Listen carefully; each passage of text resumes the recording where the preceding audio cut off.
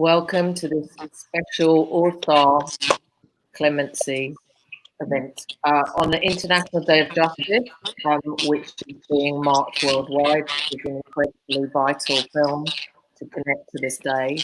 We chose this day to release the film in the UK because we are also connecting the release of this film to a number of cinemas as well as international justice organisations. And we are delighted you can see a very full screen of all-star names and to mark the opening in the UK of this tremendous movie. I am Mia Bays and I run Bird's Eye View, and our mission is to bring everybody to audiences of films by women, and it's under the name Reclaim the Frame, which you can see at the top right hand of your frame. And the point of that is it's about spotlighting the perspective, and who tells the story is who holds the power. And this film is written by a woman and directed by a woman, and it's an exceptional piece of work that won the Grand Jury Prize at the Sundance Film Festival 2019, which is where I first saw it. And I had to walk for a long time afterwards because it knocked me out, and it will knock you out if you haven't already seen it. You can see the film on clemencyfilm.co.uk, and this film also, the release of this film also does good, as I said, so 50% of profits of the view go to a number of cinemas across the country and international justice organisations and black film collectives, and this is a true collaboration. Thank you to Bohemia Media for picking the film up. Now pass over to Kuba Baptiste, who is your host for the evening, who will introduce our special guest. Kuba, thank you. Hello, everyone. I'm joined here by the incredible director and writer and cast of Clemency. So we've got Chinonye Chukwu here. We have Alfre Woodard here, who plays Bernadine. We have Aldis, Hodge, who plays Anthony, and Wendell, who plays Jonathan, Bernadine's husband. Thank you so much for joining us, or joining me all around the world. This is so weird, isn't it? But yeah, I wanted to just start off with Chinonye. I wanted to speak to you and just get you to talk about what Clemency is about for those who don't know. So Clemency focuses on Alfre's character Bernadine, who's a prison warden, and it navigates her kind of gradual emotional and psychological down spiral as she prepares to execute a man on death row, played by Aldis Hodge. And it really navigates the emotional and psychological consequences of the death penalty on the kind of ecosystem of lives that are tied to it. It's a really heavy story, I guess, as we touched on a little bit, just by way of what we're talking about being executed, about being on death row, prisons, just the general criminal justice system in America. Did you think at any point that this would be a hard sell in a weird way, the way that you were telling it? You know, when I make work, I don't really think about like sellability. I really try to focus on the story and just focus on the art of it. So I really detached from outcome when I was writing and certainly making Clemency, to try to be as authentic and true to the narrative as possible.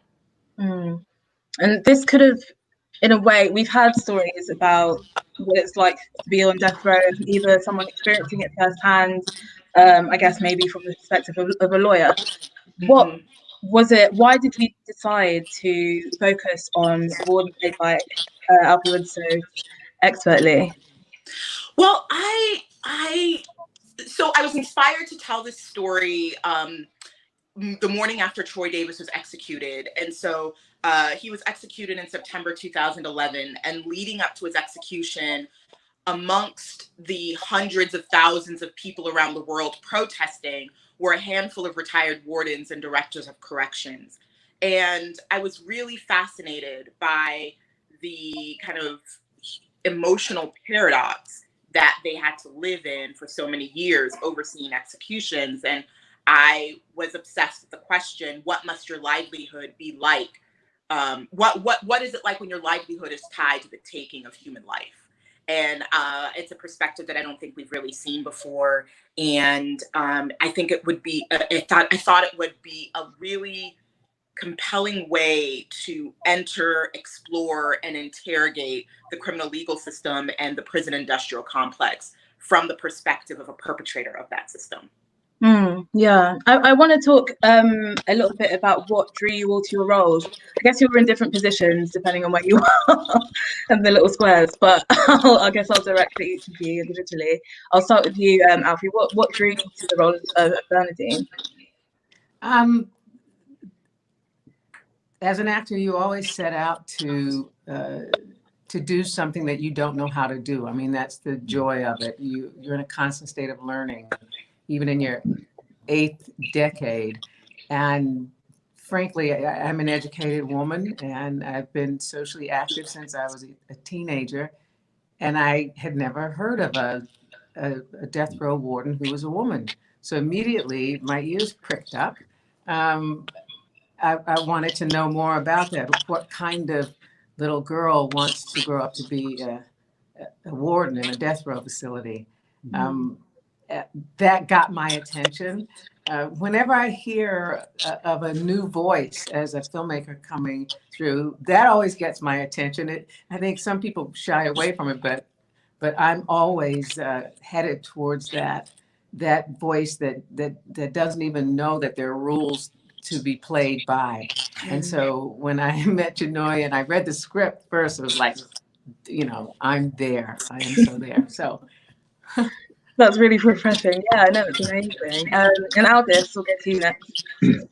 Yeah, so for me, a couple things. One, it was the potential of this project to really be a necessary asset in the progress that we were, currently in at the time, still are in, and trying to achieve. Also, the opportunity to have a conversation about mercy and empathy with the audience, just because when I read the script, it hit me a little bit differently. And I had to ask myself, wow, how do I see certain people in certain situations? What questions do I really need to start asking before I am jumping to judge, So I just thought that it had massive potential to really be an aid and actually be a positive influence, and it really was effective art, and for me, I just want to be a part of things that elevate either the conversation, the psyche, the experience, the human connection. That was what this film was able to do. At least that's what I thought this film was able to do. And as I have personally seen from people who watched it, it has done it. So I'm happy. 100%. I had to take a break after watching it. Just a long, hard think. Yeah, you got to sit and pause for a minute. You're like, ooh. Yeah, it was incredible. It hit me. That's what it's supposed to be. It hit me right there. That's what it's supposed to do. And Wendell, what drew you to the role of Jonathan? Oh, the first thing was the script. I came on early on, and it was just a really wonderful script. And as Alfre said before, when you recognize something that hasn't been done, to see Bernadine's character, that was very unique. It was a very unique perspective, and it was such a well-written script. And then Alfre got attached, and I wanted to work with her. Mine is a more personal journey in the film, my characters. And so it was all about the relationship between this man and this woman, and the challenges of love, and how even separated from the job, the nature of her work was destroying our relationship, and how that sort of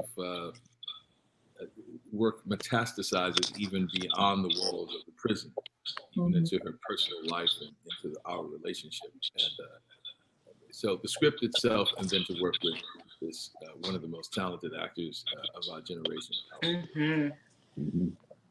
Just right back at you, little peers. Don't make me fall in love again.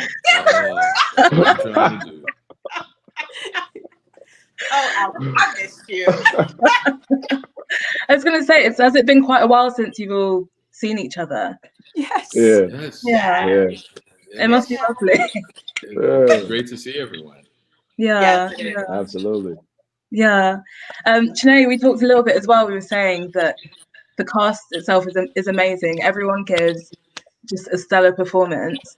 And you were saying a lot about people feeling like they needed to bring their A game. Is that something that you all felt you had to do when you sort of realised who else you'd be working with? I'll go with you, Alfre, first. For me, because lives are in the balance, there is no question. Not only bring your A game, but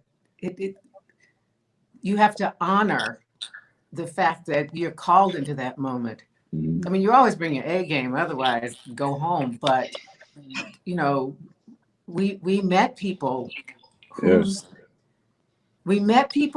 lives are in the balance, literally, some condemned people, and hundreds of thousands of our brothers and sisters are incarcerated. Yeah.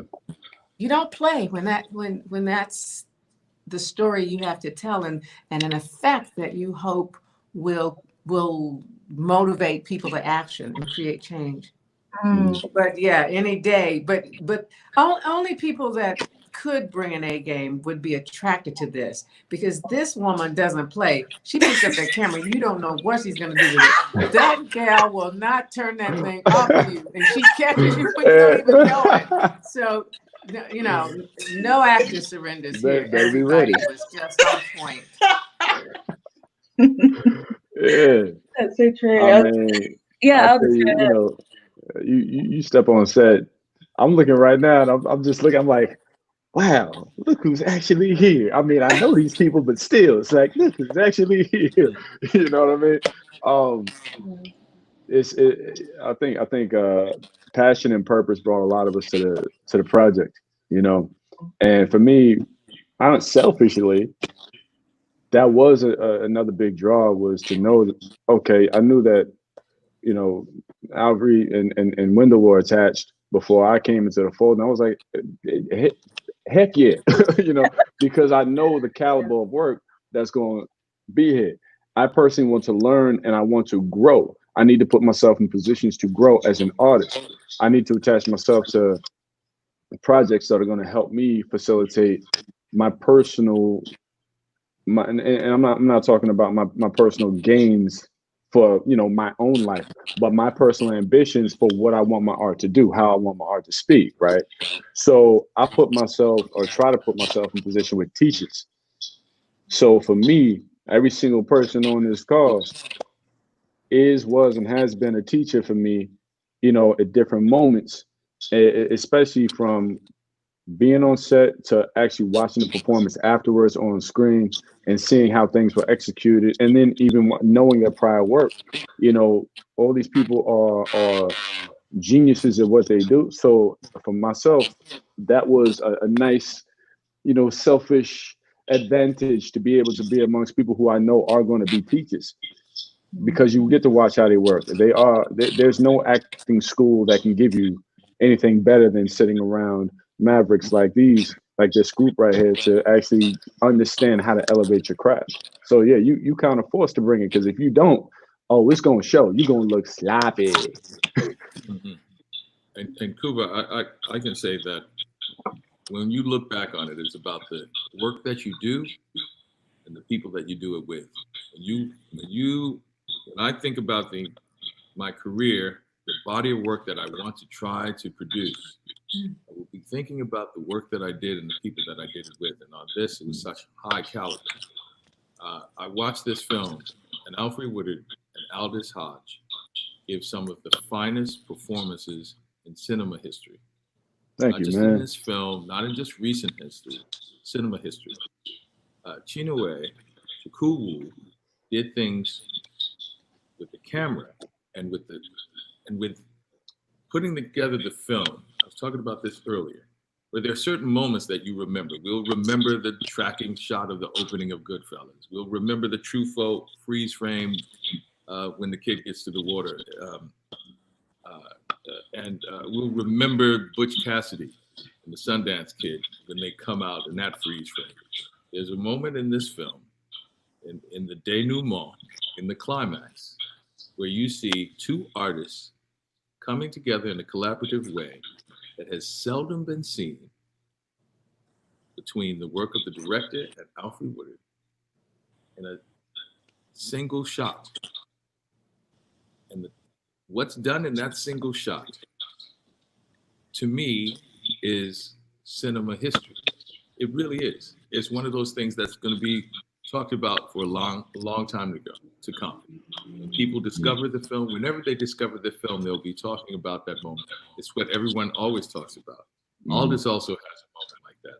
Aldis and Danielle Brooks has a scene that should be studied in every conservatory around the world to understand the machinations of that. And to be a part of this film, and Richard Schiff was so great. It just shows you that it's about the work that you do and the people that you do it with. And when we look back, you see that that's the thing that empowers you, that feeds you. And to think, it was just a couple of weeks of our lives. So I tell actors in this all the time, take the time to take a couple of weeks in your life to really do something that's going to feed the multitudes of projects that you're going to do throughout your career, right? Those 2 weeks will feed us forever. It fed me for all last year when I was in London doing a play. Doing a play. And that's the reason you do the work. You know, that's the reason you do the work. Yeah. It was a stellar cast, well written, well directed, and something that we can be very proud of because it also shows you the power of art. It's the place where we reflect on what our values are and then act on them. What thoughts are to the individual, art and cinema is for the society as a whole. What are our values? And what we do in these, you know, these 2 hours that you spend with this film will change people's hearts and minds and values about whether or not we can continue this barbaric act of execution that we can participate. Honored to be a part of it. Yeah. Chino, I wanted to ask you about showing and not telling, basically, about your process of sort of saying so much with a look or with a specific shot. I want, can you just tell me a bit more about that process? Well, in general, I personally think it is very cinematic to show and not tell, to use the tools of visual language and subtext to tell the life between and underneath words. For this story and this world in particular, that kind of subtext is critical because it's tied to not just Bernadine's job, but also their kind of the way that their survival, the way that they have navigated this prison space is not on the nose. It's not very verbose. It's in the looks. It's in the silences and pauses. It's in between and underneath the words. And so I really wanted to create space for all the actors to relish in that and to live in that and really take our time in those pauses and silences, because I think that those are the moments when everyone is most human. No, that's so true. There's this really powerful scene with you, Alfre, and Aldis, sort of both telling Anthony about the fact that he's about to be executed, and him sort of taking in that information. And the exchange is that there's this look on both of your faces that is just says so much. And I think that's a great testament to obviously your performances and directing as well. But yeah, I think we're sort of deprived of storytelling in that way. Would you agree? Yeah. I can't hear Chinonye but I'm looking at her face, and if I was, really an amazing person, I would be literate in sign, and I could tell what Sarah was saying. But because I love her so much and I feel her so much, I'm gonna piggyback on something that she might have said that I can't hear in this moment, but to say that it is exciting to work with a filmmaker who understands that life doesn't happen on the line. So it's annoying when you're watching things and whoever's talking, they cut to that person, they cut to that person. But real life, everyday life, we're recreating human actions. Life happens in between the lines, and that's something that great filmmakers get.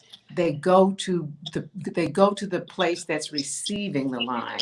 So that tells us more about people than what they actually say, and she trusts that, and that is, I wouldn't even say it's rare in a young filmmaker, because old filmmakers who we laud and make a whole bunch of money still don't have that ability and that trust. So that when she talked about her approach to shooting this film was one of the moments I realized, okay, I've landed in the right place.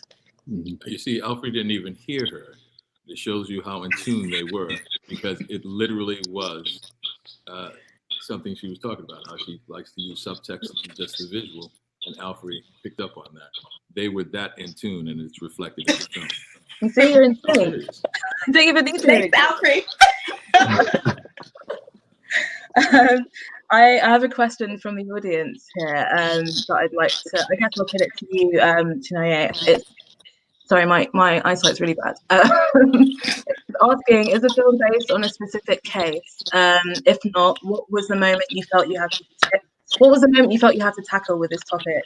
And is there a specific action that you want people to take towards abolishing the death penalty? They said in the UK, but we don't have the death penalty, so yeah. So the first question was this inspired by a specific case? Yeah. Okay, got it. Well, so this is not based on a true story, but I was inspired to explore this kind of narrative question or human question upon Troy Davis being executed in Georgia in 2011. And I really just did a lot of years of research and talking to many people, some of whom were on death row, many wardens and various people in corrections and activists and organizers, and did a lot of secondary research and taught in prisons, and really spent years understanding this world and the people tied to it. And so it's just a kind of composite of all of that research. In terms of action, there are different kinds of actions, right? So one of the things is, I think most people who watch this film for the first time are probably not at all aware of this practice and how it goes down. And I think that, in the US at least, I think a lot, it's very easy to say, it's very easy to disassociate yourself from the practice of the death penalty and be in your own kind of bubble. But I think a lot of people who watch this film for the first time are really confronted with what is happening in at least, some backyards of, countries that still practice the death penalty. So I think the first thing is awareness and understanding. I hope that it really challenges people's thoughts about what is justice. And it expands people's capacity for empathy, and it expands people's understanding of what justice and rehabilitation really is. And hopefully it can extend beyond the criminal legal systems in whatever countries you're living in. I hope that, there are a lot of activists and organizers who have been doing work to help to abolish the death penalty or to abolish certain aspects of the prison industrial complex. And so I would say, do the research into those organizations, give money, also get in proximity to the lives that are incarcerated or tied to incarceration. I think that proximity can help to expand our own capacity for empathy. And so we could really start to see ourselves in those who are incarcerated, those who are directly tied to the kind of ecosystem of the prison industrial complex. Yeah, thank you, Raluca Sheffield. That was a really good question. I actually want to sort of open it up a bit more and see what are your sort of personal views on, let's say, prison abolition, or police, defunding the police, for example, or just a wider framework of abolition, I suppose. Really looking at how justice works, I guess, and how we think of justice. We're seeing a lot of protests around the world with Black Lives Matter, for example, and it's interesting that this film is touching on sort of all the aspects of society that we're seeing right now. So yeah, I guess I'll pose a question to you all from the order that I'm seeing it in. Alfre, what are your thoughts on the idea of prison abolition? Well, one of my hopes for this film was that it would play, instead of the Lemleys and the sort of art houses where people will be discussing things anyway, or be attuned to the state-sanctioned execution.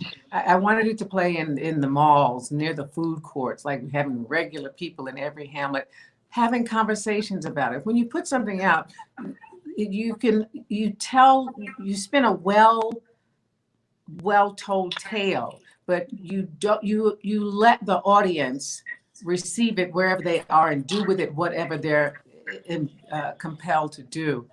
And you trust that. That's why you got to make sure everything is tight. So we put that out into the world here, in places like the UK where there is no death penalty, and as it spreads around, my hope is that it has people questioning and looking at their own systems of justice. You may not be injecting people, putting them to death, but is there a slow killing off of people of color? Is there economic justice, which is completely related to our incarceration rates? Is there educational justice and health justice? So my hope is that that people look at this as an incredible piece of art, but a really, the purpose of an incredible piece of art is to reflect the viewer, the tribesman, to have that tribe look at itself and chart a way forward. Yes, it looks like a mess, but it is so exciting. When you stir up the muddy riverbed, that's the only way that you're going to ever get to clearer water. And so all of this, I think, we had discussions about the term defund the police, but we get hung up in terms. You always have to, if somebody says something, and then listen to what they say after they announce what they're going to talk about. So I can't imagine a thinking person not wanting to take away the billions of dollars in resources that go towards the militarization of police forces, to come and answer a call about somebody's music is up too loud, to come because somebody's taillight is out. So how about sending people who are trained in assisting people with mental health problems, with trauma, whatever's going on in their lives? It's, you just would not, do you send your butcher to go help out on an open heart surgery? No, you don't do that. But keep people's skills where they are. But so that's my thing. I could go on forever. Take it, Wendell.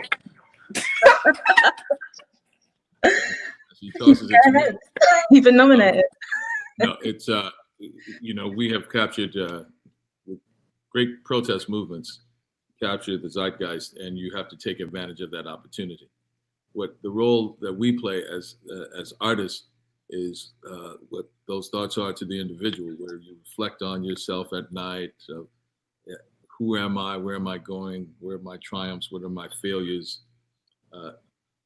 What we try to do, and especially with a movie like this, is to have you reflect on it together as a society, as a group. As we turn out the lights and look at the film to say, what are our values? What are our values? And declare what they are and then act on them. And I hope that people see this film and understand, does this reflect what your values are in your society? If not, take action.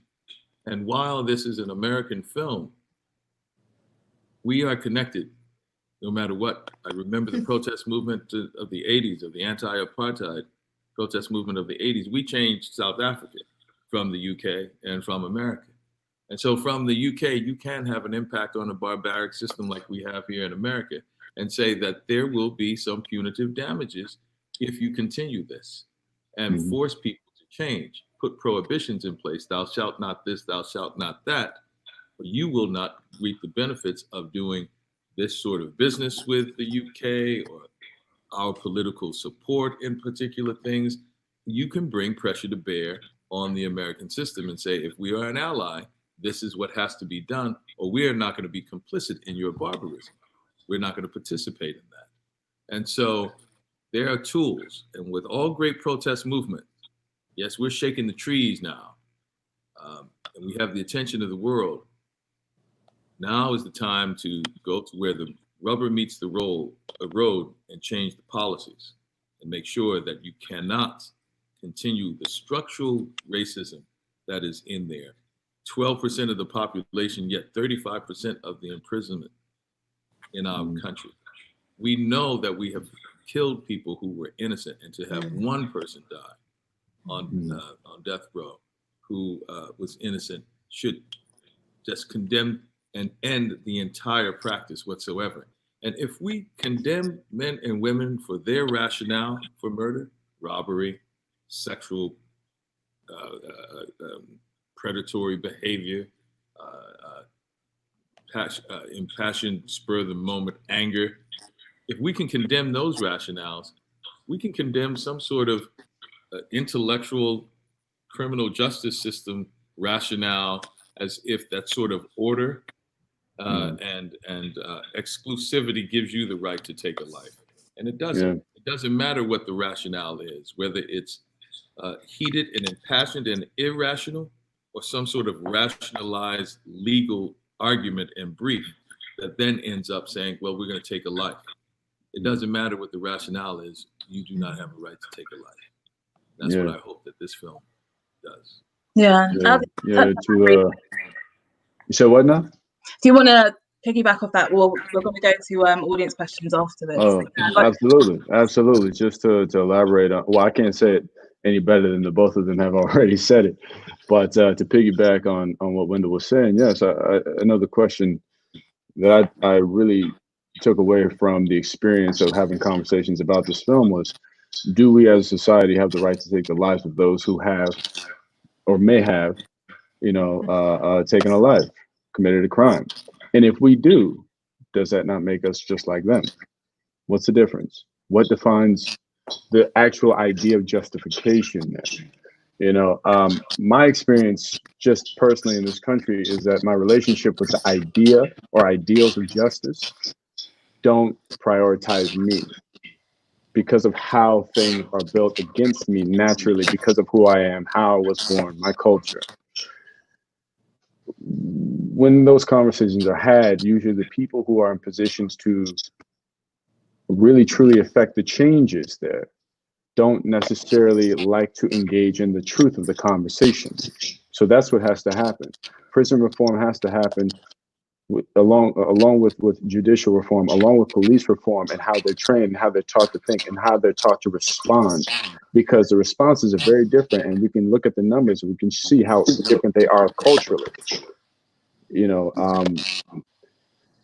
For me, I really want to understand what the truth of justice is, because as I have seen it to be, it's a very gray area when it should not be. Human life is valuable.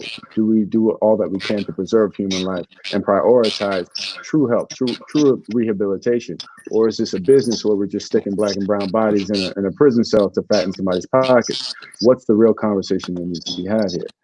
So that is really a part of, I think, that personal mission, and is really a part of what brought, again, a lot of us to the table to have that conversation, because even this year, I believe it was March 5th, there was a man, Nathaniel Woods, whose story eerily echoed the journey of Anthony Woods in the film. Nathaniel Woods was actually executed March 5th, 2020. He was involved in a crime that ended up in the loss of the life of 2 police officers. However, a lot of people were advocating for his innocence. There was a man sitting in prison who actually wrote a letter. He said, I actually did this. I'm the one who killed these police officers. They still executed Nathaniel. My question is, why do you need an execution? Even if you don't believe, why do you have to push for it? What is the purpose of it? Is this justice or is this fear? What is the real value that you get out of executing this person? If you have one shred of doubt, 0.0001% shred of doubt, should that not be enough to go and try to save a human life? And if it Yeah. isn't, what is? And I'll actually go a step further and complicate things a bit by thinking about those who are absolutely guilty, right? Like, what does justice look like? What does empathy look like when we're talking about people who actually, in fact, committed a crime, you know, as it's defined by the criminal legal system? And I think that is thinking about the criminal legal system, thinking about the death penalty, thinking about the prison industrial complex when it comes to people who are in fact guilty is a much more complicated and difficult conversation to have. But I think that we have to go there if we're really going to have an overhaul of the system that's in place right now. The idea of justice and humanity shouldn't just be extended for those who are innocent or who we think are innocent. What does it look like for people who are in fact guilty? And also the system, I'm sorry, I'll be brief. The system loses its credibility because we know the system was built on the false premise of justice. Right.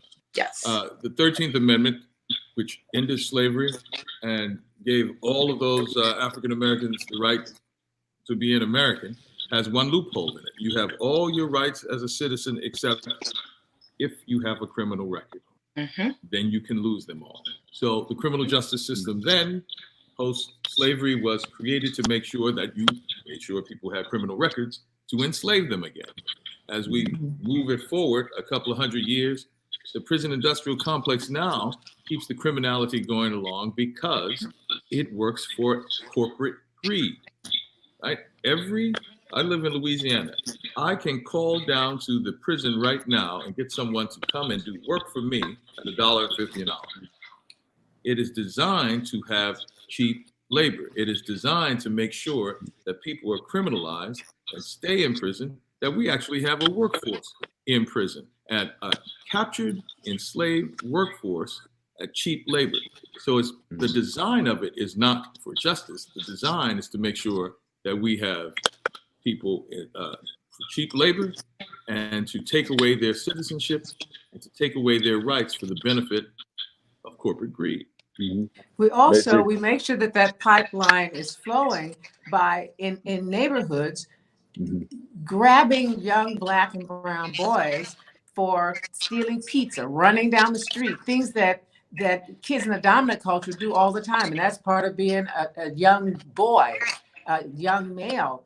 But then you take everybody down, you fingerprint them, so you've got them already logged in the system. So anytime you need a nigga for something, you just, anybody that's grabbed, oh yeah, you got to go down. And we finally have come away in California from the 3 strikes. You could go down, you could go for life for stealing a baseball bat, spitting on the sidewalk and stealing a piece of pizza, and you're away for life. But did anybody talk about the fact that this is why we need to revisit, prison reform needs to revisit from the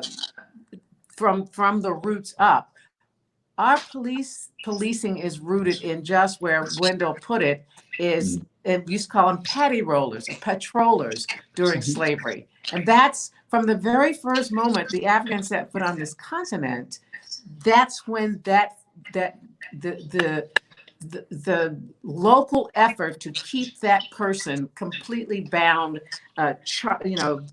targeted, surveilled, all of those things started then. And that's what it has changed from. So when we start to talk about, we can have all the rap sessions and what do you call it, like intimacy, learning from each other we want, but until people recognize the roots of what they're doing in the best, even the ones with the best intentions today.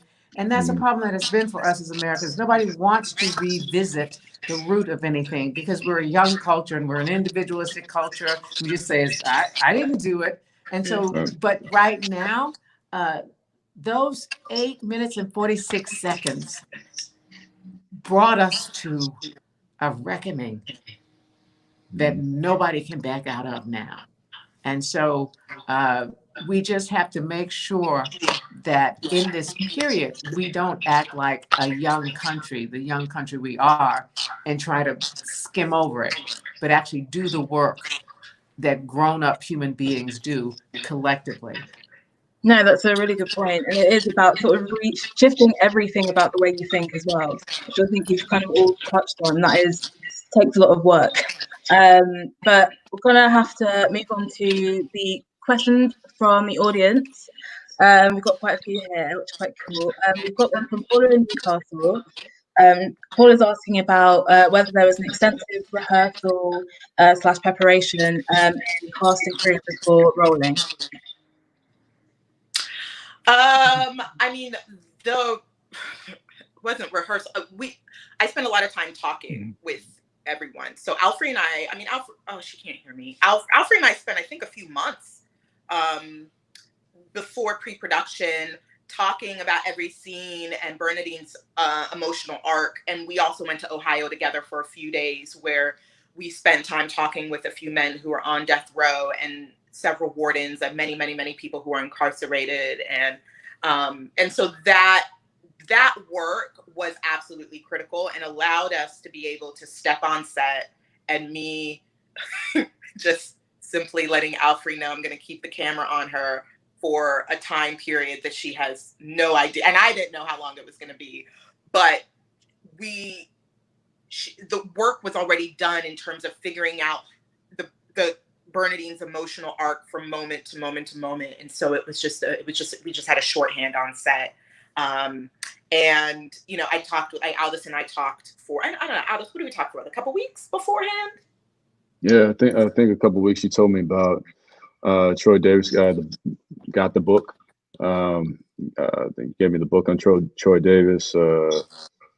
It's really just a couple conversations about your mentality on the subject matter, what we thought the audience should and shouldn't know about this character. And, you know, really it was less about the idea of the crime that he committed and more about him as a human being and how we get to experience who that is. Yes. So it was more organic, you know, when we got to set, and that's, you know, speaks to everyone's credit because everybody came ready and prepared, but everybody was locked in. They were all dialed in and just knew what to do. And I would say one of my favorite moments, one of my favorite director actor moments is when you Aldis and Danielle came on, because I met Danielle for the first time, I think that day or something. That day we were shooting that scene, I think that's when we first met each other. And I think we had maybe just, I don't know how many hours we had, but it was like during production, we miraculously, I think, were ahead of schedule. And we had several hours where we were just working through, and we didn't get it at first. It took some massaging and finessing and figuring things out, but it was exhilarating just from a craft perspective, because the three of us were figuring out these beats in real time and the ebbs and flows, because that's a really delicate scene, right? And it has so many layers and levels to it, and you both found it, and it was just exhilarating from a director's perspective. I don't know how it was for you, but no, it was great. I mean, I had known Danielle Pride. We bumped into each other a couple events here and there, so we kind of, you know, were familiar with each other. But that was the first time we were actually in a space working together and really getting to learn and figure each other out. So I think just us trying to figure out, I mean, it's probably going to sound cliche, but what the intention of, you know, these characters were. These characters had so much backstory, so much history. That's why it was so delicate. And the nuances of that history had to really be there for the audience to understand the impact of what that scene was, what it really meant. You know, I think I remember when I read the script, Danielle's her speech was like one of my favorite turning points, because I said, "Oh, that's so raw and honest." And a lot of people probably would feel that way, but might not have the courage to say it like that. But that's what I love so much about it. So she had a lot of weight to carry with how to deliver that message and that experience. And yeah, we worked through it. And honestly, it's a different work environment when you're working with people who you understand, respect what you're bringing to the table. So now you can just work. You know, there's a little pressure from your team, but the what's replaced with pressure is support. You know, that respect that you get is everything. It could turn a performance on its head like that. And that's what we just had up in the room. It's just everybody supporting everybody's choices and trying to figure out what page we want to be on and how to get there. Just a reminder to the audience that if you want to ask a question, you can leave a comment below. We've got another one from Kelly in Plymouth. So she's asking, how do the film and the characters affect each, I'm guessing the actors. So how did it feel to play Warden, who's, I guess, complicit in the executions of people watching Botcha's futures? Alfre? I don't know if Chinonye said, but she took me on a tour of Ohio prisons. She mentioned 4 prisons. Shooting the film was, dare I say, easy compared to taking that journey to visiting people who were incarcerated, whether it was a women's minimum security prison where there was a cosmetology department. Everybody was fabulous. Even the warden had nails and braids, and there was a choir of young women that lived all in one block who sang and sent out these beautiful choral messages to people who were ailing around the world and to children. And to the fact of walking in Chillicothe, where guys of all different sizes and shapes in their jumpsuit walking the lines. The thing that hit me was that if any of those people had the respect and the opportunity and a direction when they were in middle school and high school, they wouldn't be there. And especially, you know, watching them, even people who were in their 50s and 60s, when you look at them, you immediately saw the boy in class that was hyper, maybe. And the teacher took it personally, and he was constantly sent out, and he didn't learn to read in the 3rd grade. Well, you know he's going to drop out by 10th grade. That's what happens.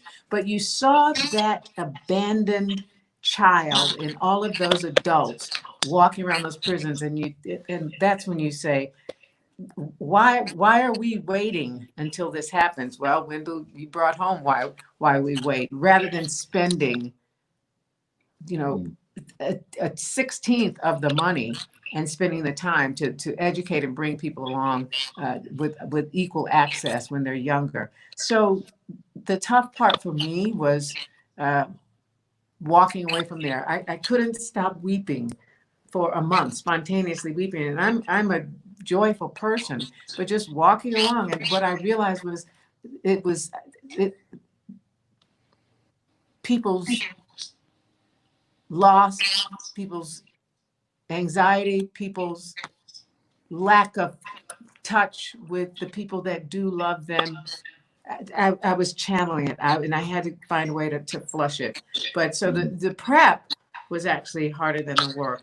The women that we met, when I was saying before, I couldn't imagine who would want to be a prison warden. I thought sadists became wardens. You know, that's what you'd seen before in film. But that is the power again of art, is that the women that I met were much more balanced, so much more fair and compassionate than I could be. I'm emotional. I'm an artist. You don't want a person with high emotions over your everydays when you are caged and you know you're not going to get out, and you don't know what's happening with your children at home or your family. You're not there for them. And you want people that have come from the mental health profession, have come from social work or public health administration, which is what I found out after meeting 4 of these women wardens, that they were people that would be in your church choir, in your book club. You're always learning. And you know, again, as an actor, Your job is to get your gait, your way of speaking, your way of looking at the world, thinking and expressing yourself completely out of the way, because you're bringing forward a voice of a person, and you have to, it is a sacred space, no matter who that person is and how you differ. And in doing that, you keep learning, you keep understanding how complex we are as human beings. And you can never look at any character and separate yourself from the possibility of whatever that person's actions, deeds, or way of thinking are. Mhm. No, that's incredible. Yeah. Yeah, I guess you kind of get that sense of the dignity she's trying to bring to her job and to the other people she's working with, even though it's so inherently violent and awful. And we've got, unfortunately, one more question left from the audience, and then we have to say goodbye soon. But we'll start with a question from Anna in Sheffield. They start off by saying, "Thank you so much for this impeccably made film. For me, the depth of the characters and how strongly their stories are shown is part of your massive achievement. How did you all prepare to tell these stories?" I guess we can go to Aldis next. Just heard from Alfre. So for me, it started with the education that I got from my conversations with Chinonye, and really opening and broadening my perspective on capital punishment in general. And then went up to San Quentin with one of our producers to observe. I went with the intent to speak to the brothers who were on death row, but was unable to. Spoke to the warden, spoke to some of the brothers who were serving life sentences. But in my observation, I saw how different the treatment was and the isolation for the brothers serving on death row. The thing that was most polarizing to me, and I've said this many times, is that when they were transferred across the yard, all of the other inmates were made to turn their backs and not look at or speak to them. So I felt like there was such a lack of human acknowledgement and communication, when it came to how people saw these men. It really informed my idea of what this character's environment must have been, because he's now been, where we meet him in the film, he's been on death row for 15, 16 years at this time. So what is your mentality like in that space? And then afterwards, having spoken to men who actually were granted clemency, acquitted, granted clemency and were freed, how do you figure out your version of hope? How do you hold on? And a lot of them, said, you just have to fabricate it. You reach out, you just never give up. There's a lot of tears, there's a lot of fighting for it, but you just have to believe and push that into yourself and understand. Even speaking to the warden and understanding what was going on there, something he said to me that was very surprising is that with a lot of the men that they have to, walk down those last steps with, given the fact that they've spent so much time, so many years with them, he said he's never had one of them resist when it came to, walking down and being strapped down, because he felt like he, along with his guards, gave them a sense of respect. However, he did tell me when it came to them having the choice about how they were to be executed, whether it's, chair, intravenous needle, he said, what do you think they picked? And he said, I don't know. He said, exactly. How do you make that decision? They don't know. So we try to handle it with as much dignity and decency as possible. We try to give them respect as much as we possibly can in a humane way. And, it's a strange process, because for him, these are people that he does know. Yeah. His job is to put them down. So it was strange, not only getting the perspective of the inmates and the men, who were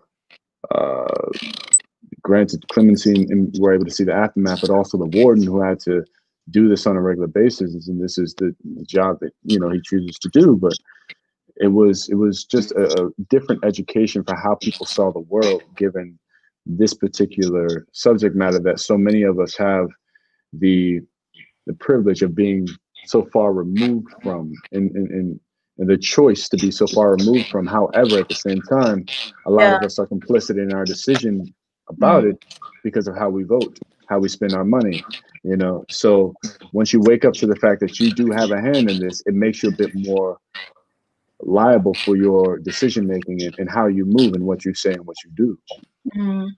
That's an incredible point to end on. Unfortunately, we don't have time for more, but I'm just going to reiterate where we can find Clemency. It's available to watch via the virtual screening room at www.clemencythefilm.co.uk. Viewers can select the cinema or community organisation they'd like to support, and 50% of the profits from their view goes to their selected cinema or organisation. Thank you guys all so much for talking to me. Thank you. Thank you. Reclaim the frame. More, more women, filmmakers, and stories. Absolutely. And be safe and love each other. Love each other and love yourself. Protocols. Yes. Yes. Bye, everybody. Bye. Thank you for supporting the film.